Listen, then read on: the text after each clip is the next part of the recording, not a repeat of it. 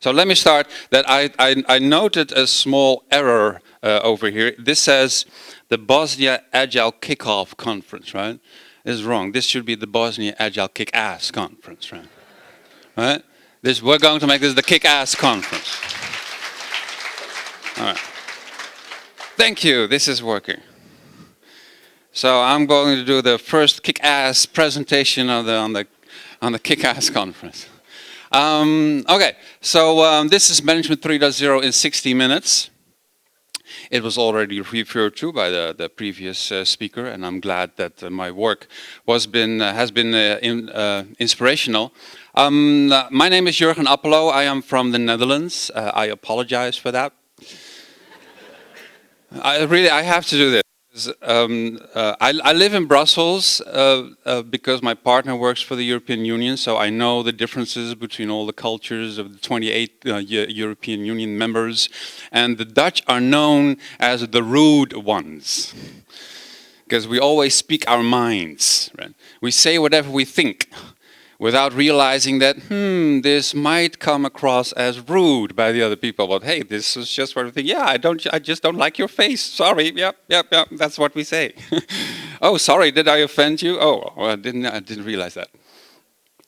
So, oh, now the screen has gone off. Okay, this is not a lucky break presentation. What is going on here? Why is my screen dead?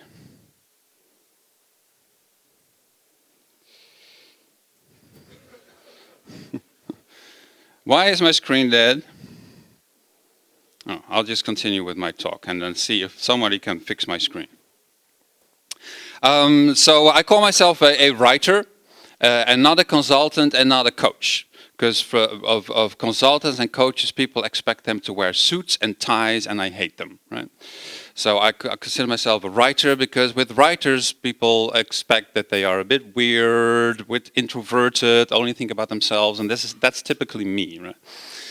So I'm a writer and not a coach and consultant.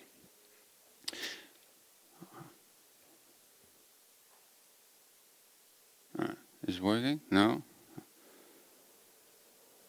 And we had my presentation up there. It was looking beautiful. I don't know.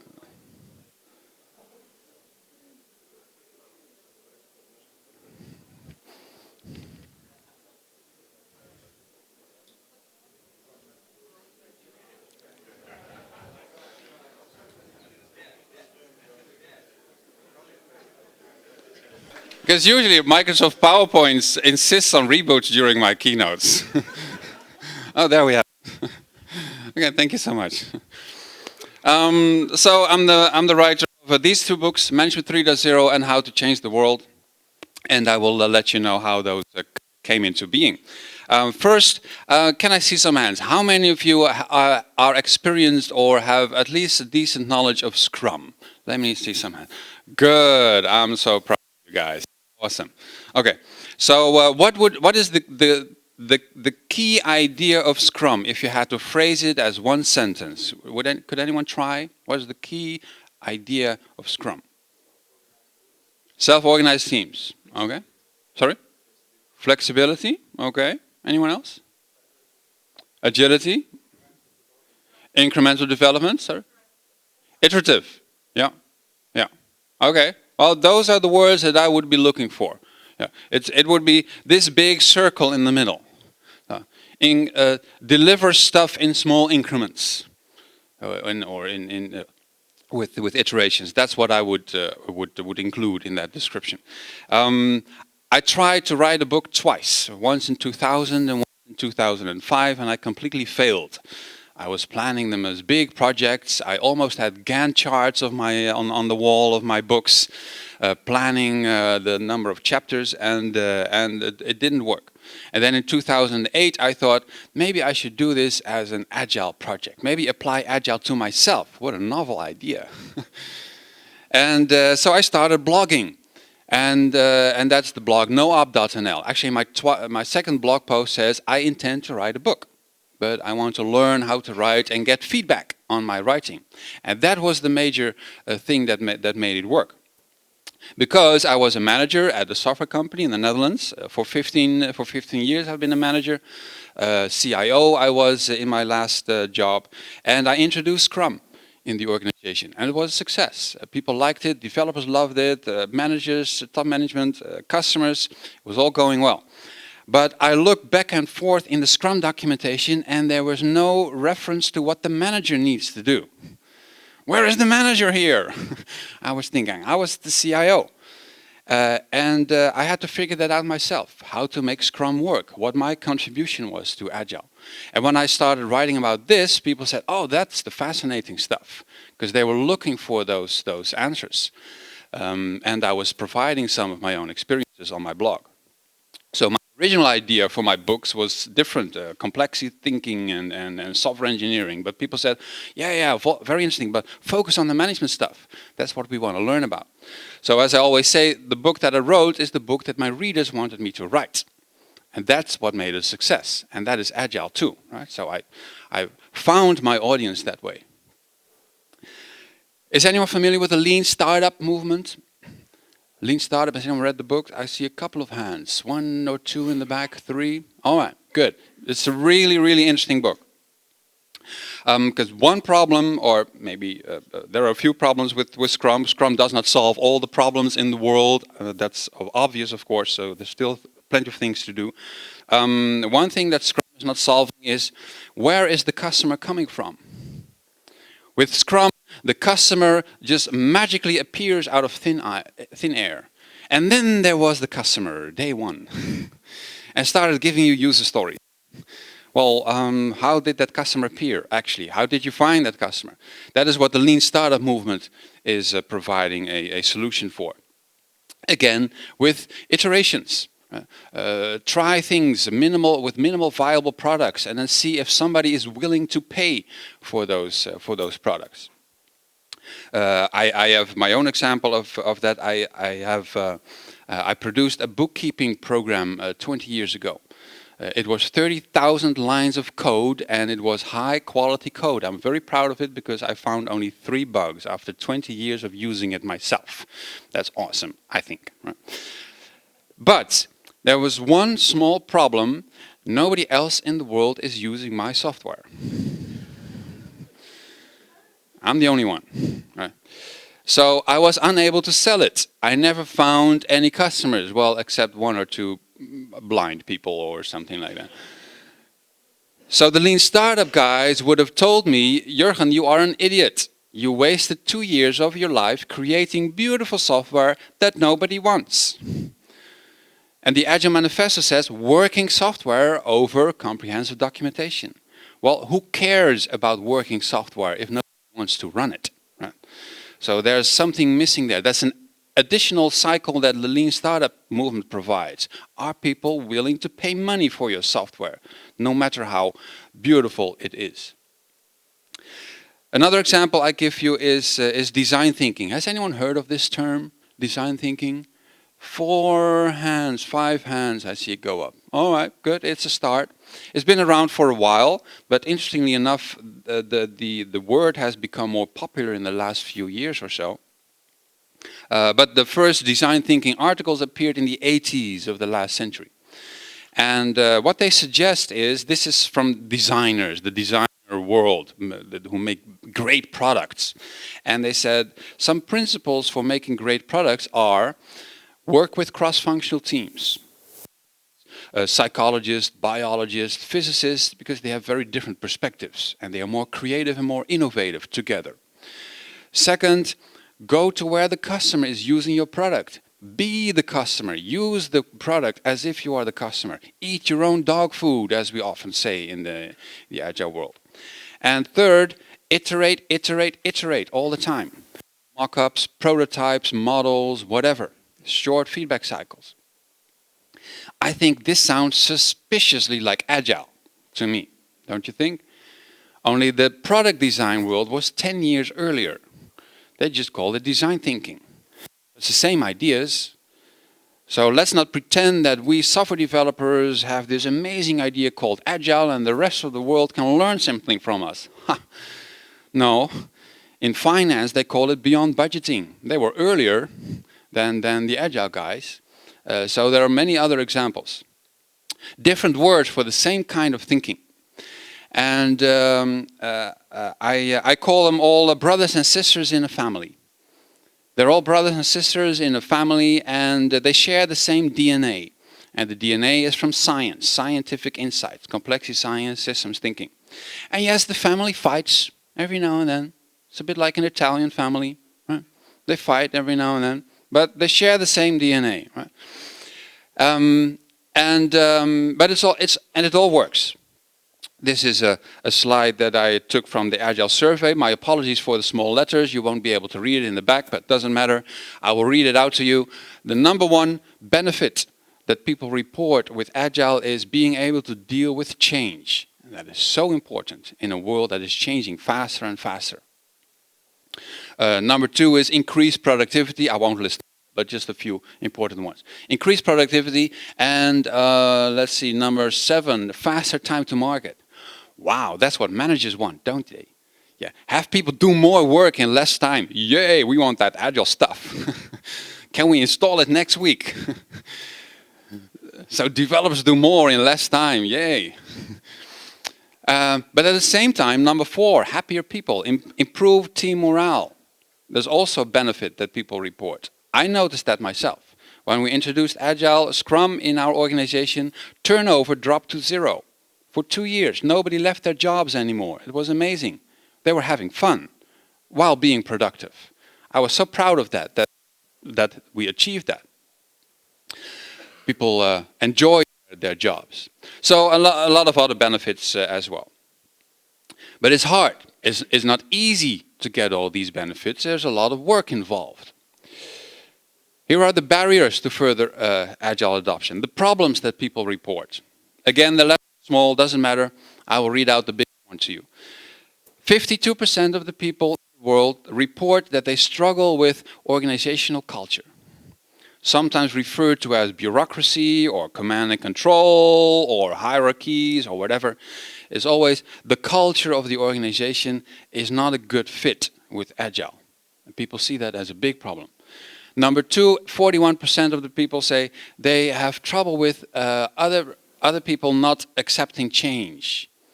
Their peers, their fellow workers don't want to introduce new practices for some reason. They want to do things as they've always been doing. 33% people with the right skills are not available. It's so difficult. We just talked about it last night over dinner. It's very hard to find qualified people. 35% fitting Agile in a non-Agile business. So the team, software team is Agile, but HR is not, and marketing is not, and everyone else is not. That's difficult. And management support. Sometimes managers see Scrum as something that software developers do in their caves, without understanding that they have to contribute and change their own managerial style. I think all those top 5, it's all management stuff. It's all management stuff. So I understand the sentiment that I sometimes hear at conferences, particularly Scrum gatherings. I sometimes hear people say, let's get rid of all the managers. Let's put them on the list of impediments. Let the Scrum Master kick them out. Well, I don't go that far. I understand it. I understand the frustration of people, but I do not agree that no management is the solution. That would be silly. We need good management as opposed to bad management. So we need management that is another family member that fits well together with Scrum and the design thinking, etc. Here's one of my favorite quotes. Peter Drucker, he is maybe the #1 management guru of the last century, or maybe #2 after Deming, I don't know, but he very important. And he said management is about human beings. Making people capable of joint performance. The Agile Manifesto says individuals and interactions, more important than processes and tools. He said the same thing. It's about people, about humans. And it is the critical determining factor. That's interesting. Management is the critical determining factor. Notice that he did not say managers are critical. That's something else. Compare it with testing versus testers. Is testing a crucial activity in your work? Yes, I see people nodding their heads. Good, good. Is it crucial to have testers as a full-time job? No, well, no, it depends on your organization. With small teams, probably not. If you have a larger organization, then usually people like to specialize, and that's okay, as long as they work on cross-functional teams, that's fine. Then we have testers doing most of the work. But do we blame just the testers if the product is crap? Oh, shame on you! But you're the tester, okay, so you can say that. Good, thank you for this. So, now, I think we should not blame only the testers. Everyone is responsible for testing as an activity. Okay, the testers do the heaviest work there, right? But we're all responsible together with them for creating a good product. Same with management versus managers. If the organization sucks, do we blame just the managers? Yes, yes, that's what I thought. Yeah, okay, I'll start all over again. No, I hope you will not blame just the manager, because everyone is responsible for management as an activity, right? Yes, managers do most of the work if you have them, but there are organizations that don't even have managers as a dedicated job. That is possible. Doesn't matter, the management activity still has to be done. It is crucial. Somebody has to hire people. Somebody has to decide how much we're getting paid, right? That does not disappear if you kick managers out. So it is interesting that Drucker said management is a critical determining factor. After 12 years or 13 years of doing Agile, focusing on software development and not caring about the management stuff, we now come to the conclusion that the biggest problems in the world are management problems. If Drucker was still alive, he would have said, duh, I told this 30 years ago, why don't you listen? Why don't you read my books? Well, I did, so now I'm repeating his message. So I think management is too important to leave to the managers. We all participate. We all are participants in creating that culture to make Scrum work. So let's see what good management is, in my opinion. This is Marty. Marty is my management model. Usually when you read, I don't know if anyone has ever read management or leadership books, they have very, very boring models. Usually with squares or pyramids. Yeah, they love pyramids, particularly. Pyramids with stuff going up, right? Up is better, hierarchies. And I find it all boring. Bullet points of 7 principles, whatever. I like Marty. I thought, let's come up with something that looks a bit weird, but it is fashionable, right? Marty is the Justin Bieber among the management models, right?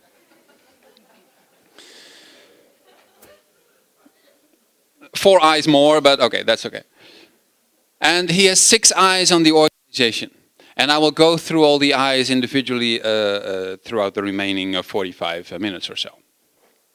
But it starts with the realization that a team is a complex adaptive system. That is a scientific insight. They are complex systems, like the internet, like our immune system, like our brain, etc. They're all complex systems. So science has something to say about that. And I'll give you some examples.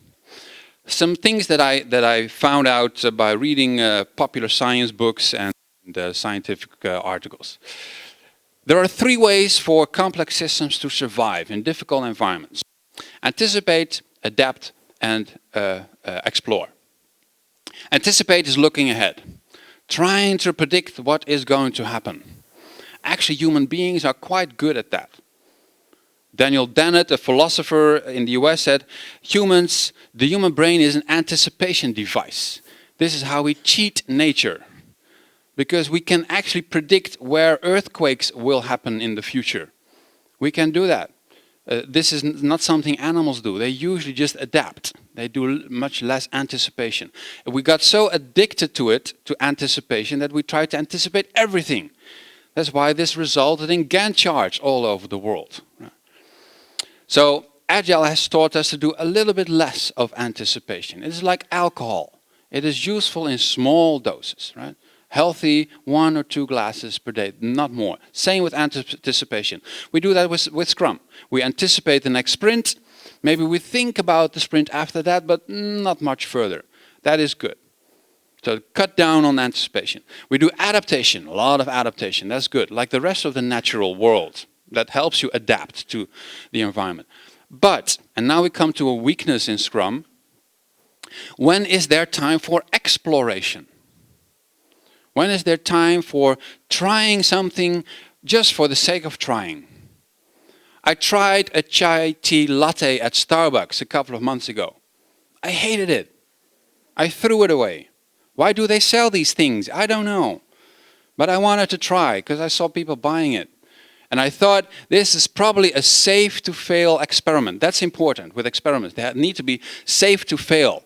I assumed I will not die, probably, of a chai tea latte. Well, I barely made it, I can tell you. I barely made it.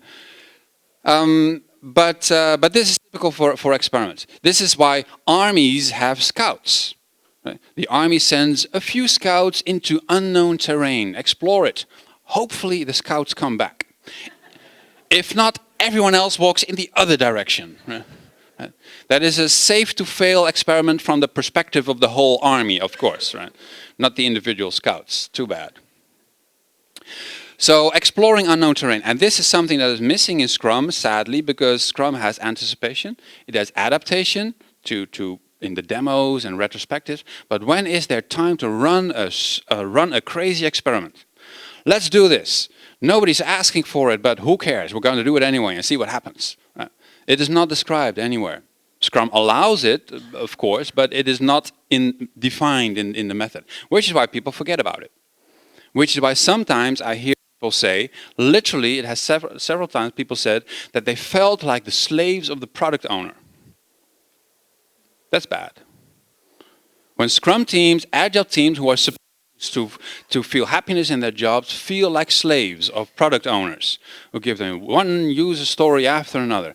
No, I don't care about what you want to do. This is what I want to do, and this is what you will be doing in this sprint, and another one, and another one. And this is very, very demotivating ultimately for people. That is not. It is Scrum by the book, but it's not Agile as a philosophy. Right? Not happy people. So don't forget about exploration. I found that in science. An example in extreme programming is spikes. Extreme programming is a lesser known method, and they have architectural experiments, they call them spikes. This is an example of exploration. Another one, shortening feedback cycles. From science, it is clear that complex systems get bigger over time when environments are stable. So they could measure over geological time that species get bigger and bigger and bigger when nothing much was happening in the environment. But when suddenly environments change, like new ice ages or something, species got smaller. The big animals died out. So why is that? Well, they get bigger because bigger species have an advantage, bigger animals have an advantage over smaller animals, right? You can fight for more food and you can have more sex, basically. That's very important for survival. Right? But when the environments change fast, then it is beneficial to be small because there's a faster reproduction cycle. The DNA changes faster, so animals got smaller. Same with the economy. We had a relatively stable, growing economy after the Second World War for a few decades, and companies got bigger and bigger and bigger. There's an evolutionary advantage to being big. And we still believe that it is good to be big. But actually the environment just wants us to be small nowadays. Or be many small companies instead of one big one. Because they iterate much faster. It's much more useful to be small. Interestingly enough, in Scrum there's also an increase of speed. That took place. Maybe some of you have read in the original documents that Scrum was defined as 4-week sprints 10 years ago, 10, 15 years ago. 4 weeks. That was revolutionary back then in the 90s. Wow! New releases every 4 weeks. Amazing. Normally had them once per year. No, 4 weeks. Wow. And now when we notice that somebody has a release every 4 weeks, we say, interesting. You release every 4 weeks. Wow, that's Scrum? Okay, well, that's vintage Scrum as far as I'm concerned. That's Scrum as we did it 15 years ago. Nowadays, we release every week. Some have continuous deployment. They release every day, automatically. So this also goes faster and faster. Last example from science, steal and tweak. There's an article I found, I referred to it in my book, in New Scientist, that said researchers modeled systems in virtual worlds and then had them compete and collaborate with each other, with digital DNA, etc. And then they measured how much time they spent innovating and coming up with new strands of DNA. And it turned out that they spent 95% stealing each other's practices, doing what the others were doing. And that makes sense, because this is the highest return on investment. If you already know what is working for others, why don't you just copy it and adapt it to your context? Because usually there's a bit of adaptation needed when you copy those practices. I call it steal and tweak. Or sometimes I call it the Samsung approach. Yeah. It is very successful. If you see what somebody else is doing, just copy it and do it better. So innovation is sometimes seen as coming up with entirely new things, but usually it is combining ideas that already exist, quite often, as I did with Happiness Door. In my classes, I did my Management 3.0 classes many times, and I noticed that evaluation forms after 2 days are too late. It's slow feedback. I found things on the forums that I thought, oh, I wish I had known this on the first day. I could have done something about it. So I started asking for feedback before lunch on the first day. And I asked people to write their feedback on a sticky note and just put it on a door. And the higher you put the sticky note, the happier you are. And we called it a happiness door. People loved it. It's easy feedback for me. I found out things faster that way, and it made the people happier in the room. Now the practice is copied, used at conferences, in classrooms, after meetings, because it's such an easy and fun feedback method. But I combined feedback walls, which already existed, with a happiness index, which also already existed. I just combined them, and then that's innovation as well. So these are 3 examples, and I have many more, and so, plenty of that is described in my books. But these are examples of what science teaches us that makes sense. Unfortunately, common sense is not common practice around the world. Right? Common practice is stupidity, I'm afraid. Yeah. But common sense is very rare to find, and this is what Agile is trying to do with Scrum. And what I try to do with management. So we need a new family member, Agile, Scrum is working, and Kanban is working, and beyond budgeting, and design thinking, and lean startup, all useful. But they're missing a family member that focuses on management, based on the same scientific insights. That's Management 3.0. With Marty and the 6 eyes of, on organizations. I'll give some very concrete examples. Things that I suggest that people steal and tweak. The first one is energize people. People are the most important parts of that complex system, and we have to do everything to keep them motivated. So I did a bit of digging around in intrinsic motivation. I found out several models for intrinsic motivation. A very popular one was made popular by Daniel Pink in his book Drive, but there are others as well. And I combined those into this list. I call it the champ frogs list. I have no idea what champ frogs are, to be honest. I'm still trying to find out. But I ordered the words in such a way that champ frogs appeared, and now I can remember them. No, that's useful. So I'll give you an example, a story. When I introduced Scrum, one guy was very much against it. One of the software developers, he hated it. He hated Scrum. And when I asked him why, because we wanted him to practice collective code ownership, right? The code is owned by the entire team. He didn't want that. He wanted his own code, his own classes that only he was responsible for. So I had to have a discussion with him as a manager. and try to find out what is holding you back here. And he said, he basically said that he was the best software developer on the team. And he didn't want the monkeys on his team to destroy his code. That's how he saw it. That's how he saw it. And I could only imagine his frustration of spending the whole morning, several hours, most beautiful classes and interfaces and design patterns, and then coming back after lunch and noticing that the baboons had destroyed everything. That must feel so frustrating. I get that. So I said, I understand your point. And there, you are right. There are some competence issues in this company, not only on your team but other teams as well. So here's what we do. I give you a few hours per week to lead a new community of practice, and I want you to teach everyone else how to be as amazing as you are, and also learn from everyone else. And I don't care what you do, coding guidelines, code reviews, whatever. Do what you think is necessary to raise the level of quality in the whole company. He loved it. He loved the idea.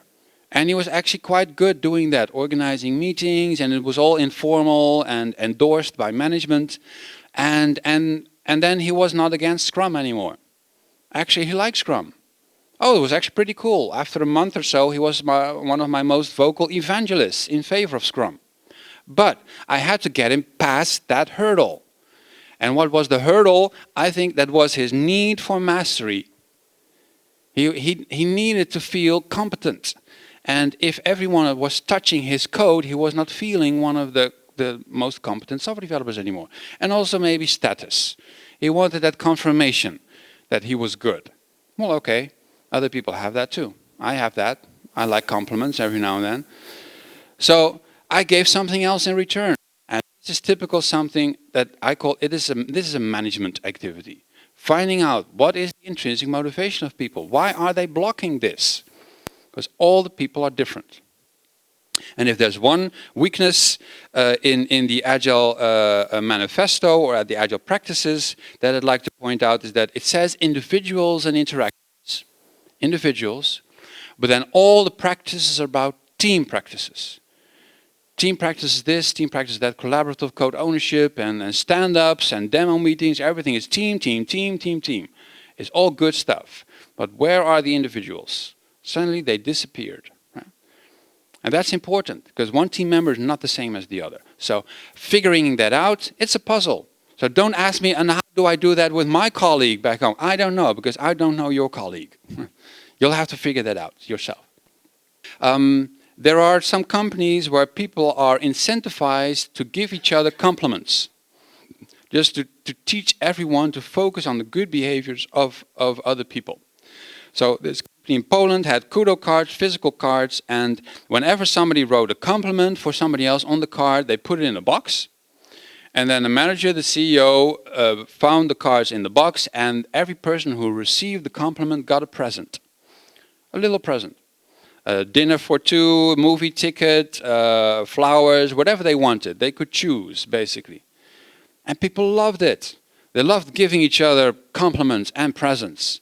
They gave compliments to each other's parents even for baking apple pies or whatever. It was all allowed. Because the CEO told me, it means nothing. On the corporate budget, it's just a few presents per month. It doesn't mean much. I can afford that. What I get in return is people are happy, and I get high quality feedback of what is happening, the amazing things that people have done that otherwise I never would find out.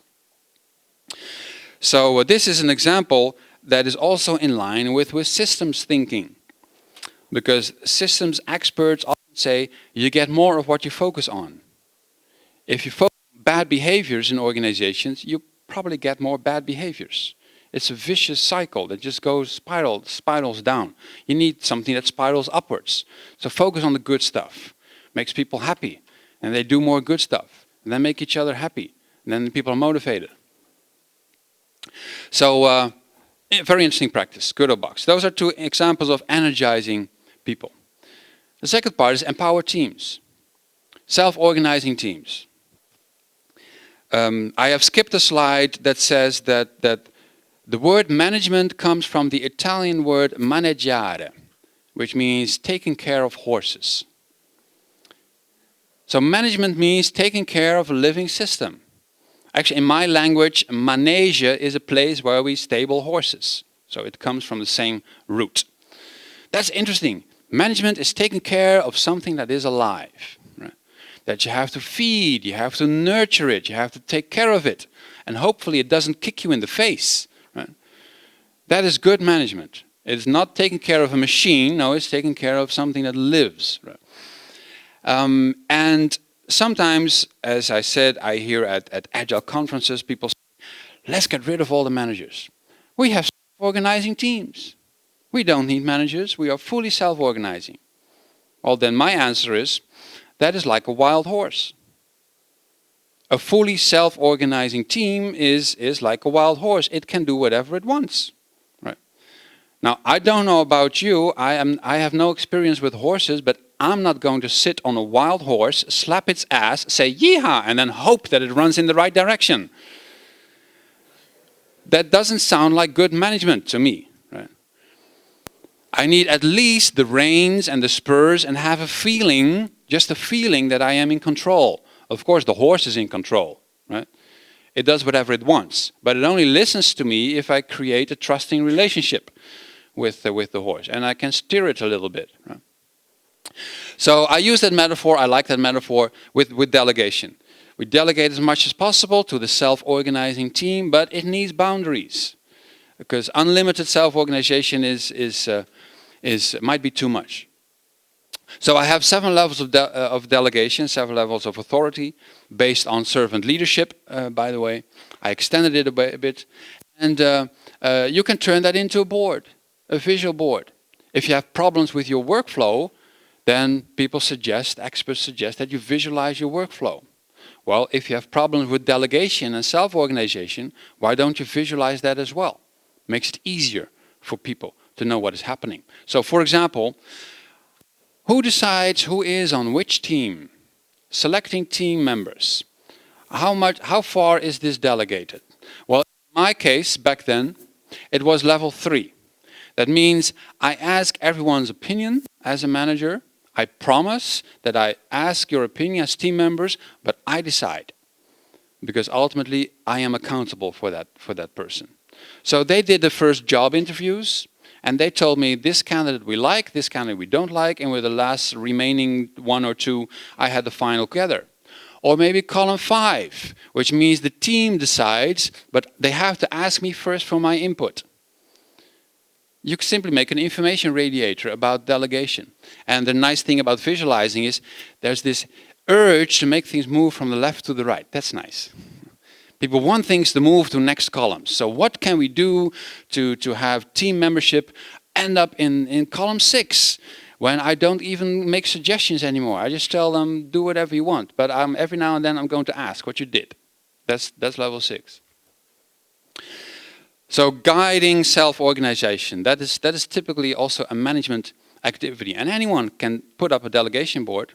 I've heard of teams without permission of managers, you don't need that, just put up a delegation board and visualize, this is how things are delegated here. Can you check this, please, manager, sir, boss? Can you have a look here? Is this correctly interpreted so we know where the fence is? That's useful for the horse, when it knows the fence is over there. It's not invisible, right? Next one, align constraints. First example is a story that I have from China. A very inspiring company, Haier. They are the producers of fridges, refrigerators. The biggest in the world by now, bigger than Whirlpool, American producer. And the story is that this company was nearly bankrupt 30 years ago, more than 30 years ago.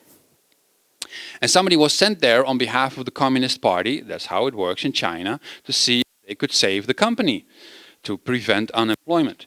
And what Mr. Jiang, that was his name, he is now the CEO, what Mr. Jiang found was that the products were awful. It was bad, it was terrible what people were making. Basically, the machines did not work. So no wonder customers were bringing back the fridges.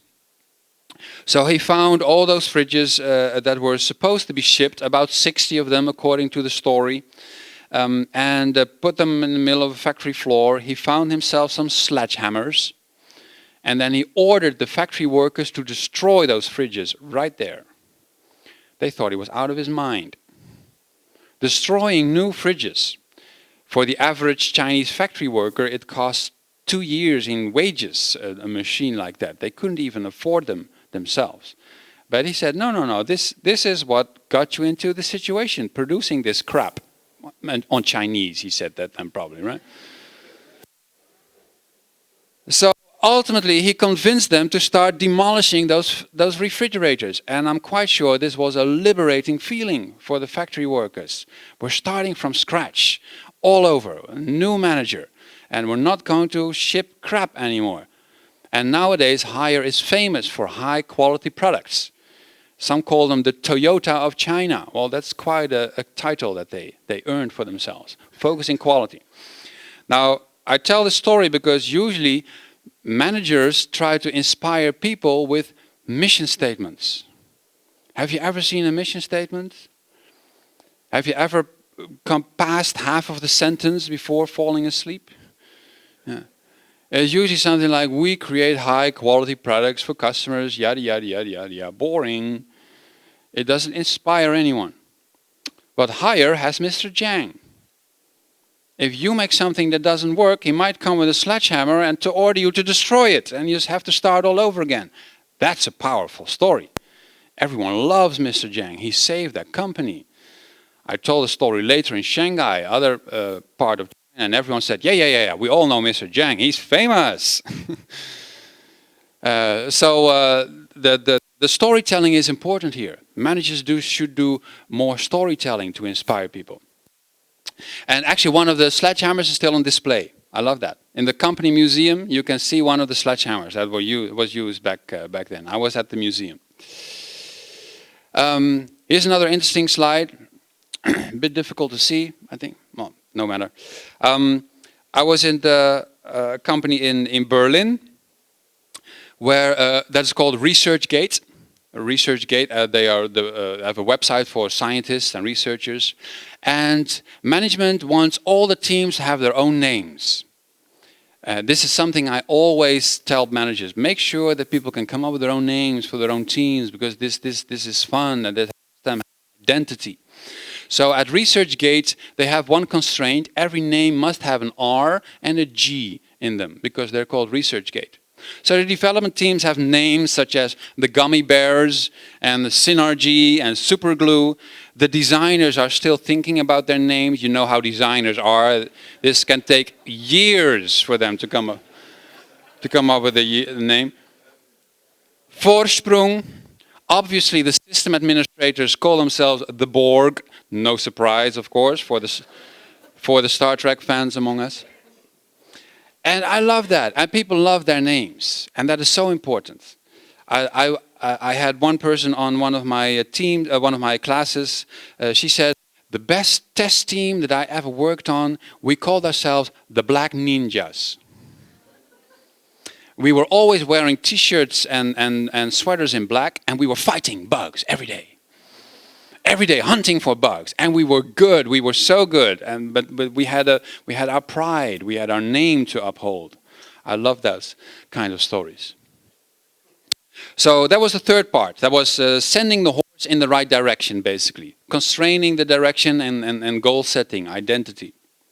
And then number 4, competence.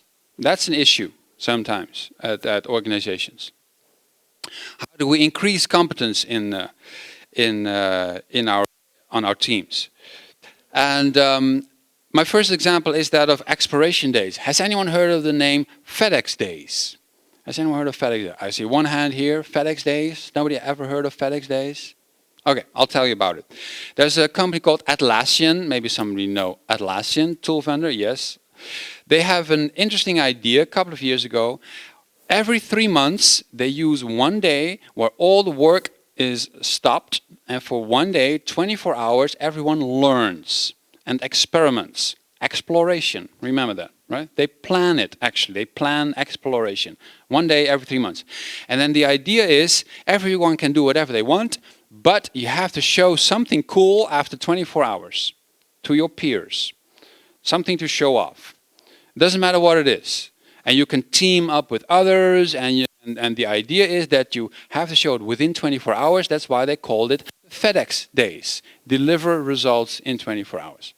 This has become so popular, other companies started copying, steal and tweak, copying this practice, until Daniel Pink in his book Drive picked it up and described it, and the whole world was doing FedEx days. And then FedEx started complaining.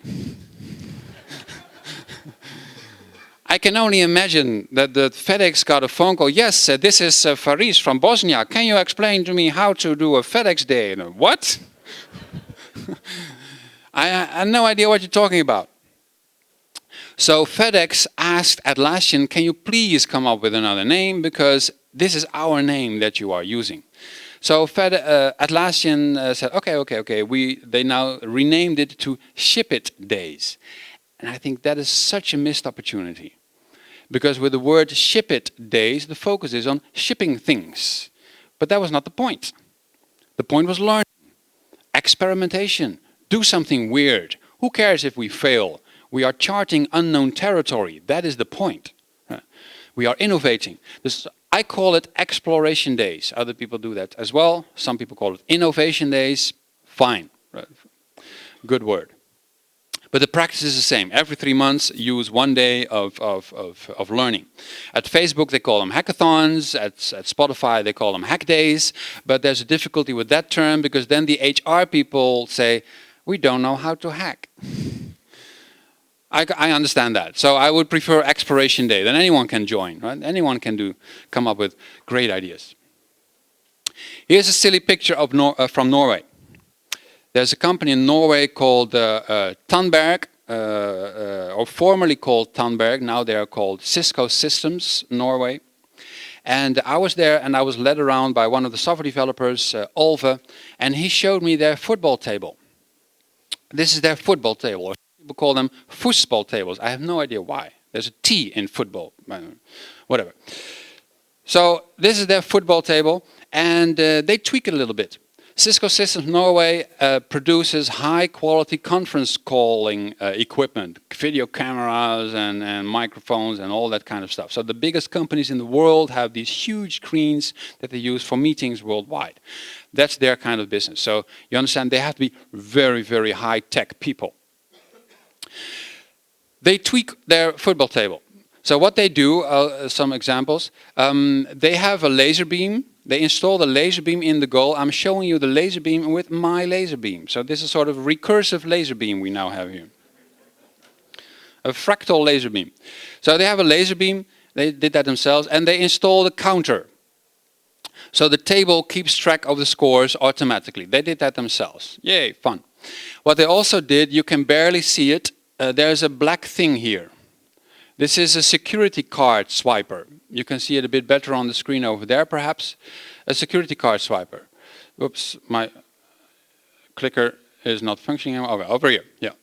So it's the same card that is on the walls, on the buildings, or the same device, I mean.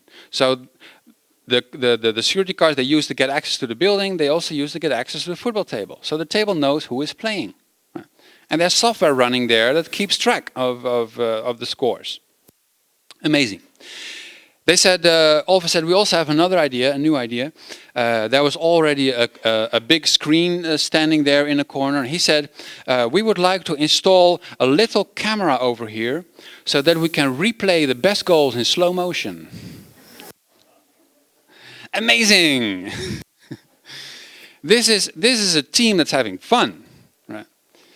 This clear team having fun. And Olve taught me something very useful there. He said, this is where we have great ideas, innovative ideas, where we challenge each other. I dare you, I challenge you that you cannot replay my great goals in slow motion. Oh yeah, I'm gonna do this. Right?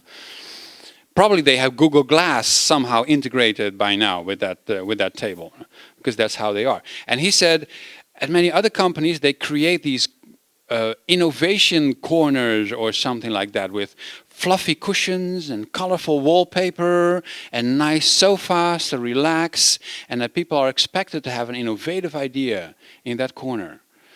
And that doesn't happen. People have innovative ideas when they're having fun, when they're playing together. So that is what you should be focusing on with management. All right, nearly there. 5 minutes left, I see. Then time for Q&A. There's a word that I very much like, that's the word guild. At Spotify, they use the word guild for communities of practice.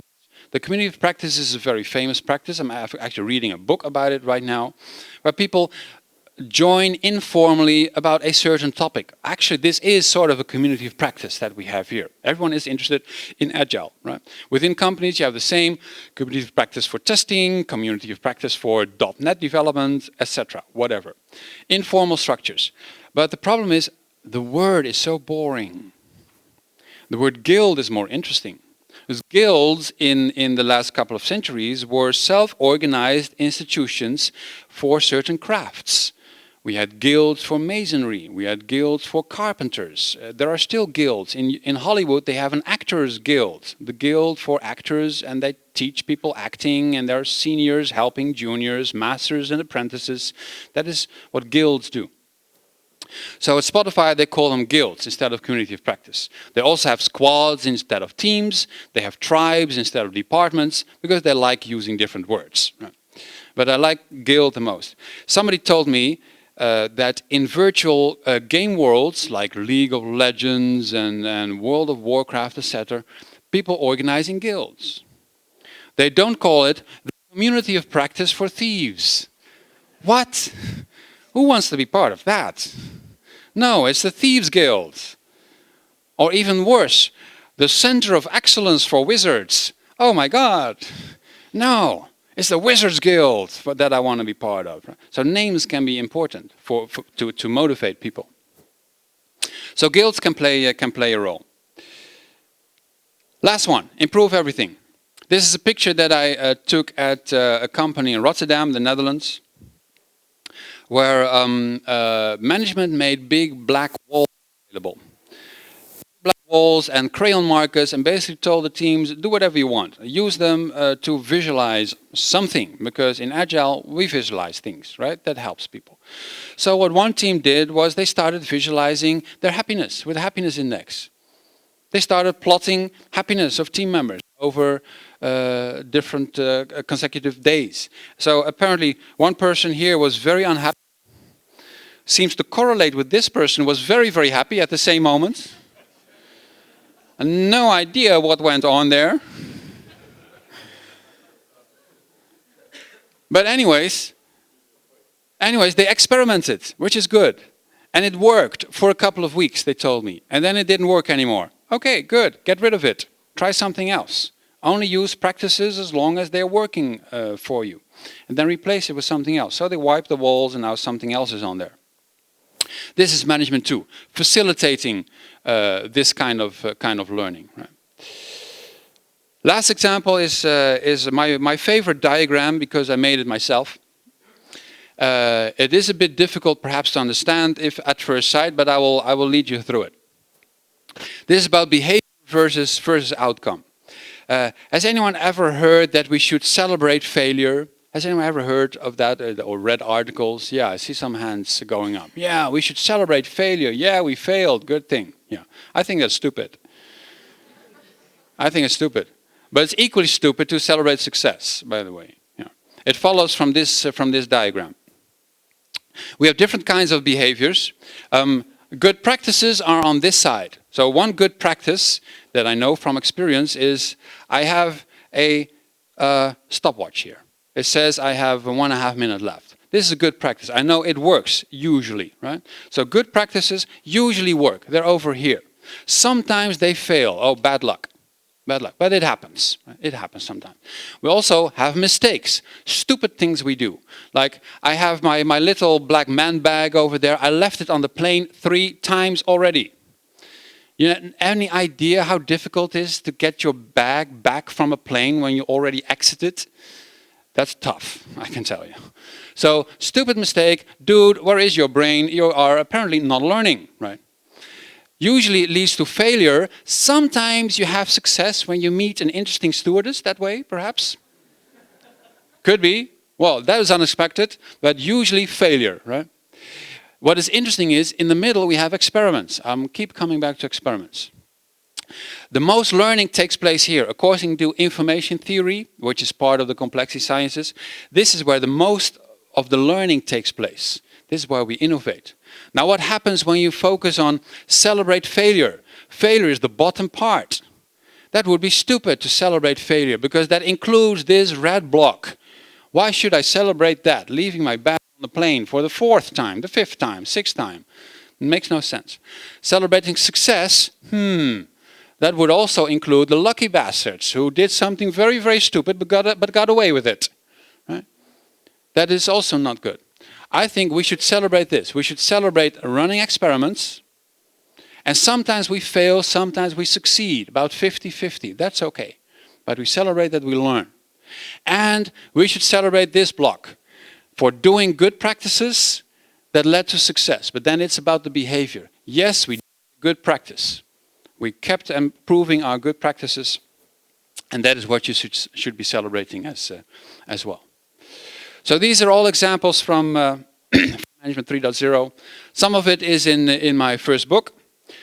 Some of this stuff is in the new book that is coming out in a couple of months. I am now hiring copy editors because I finished the first pass of all the chapters. But you can already download everything.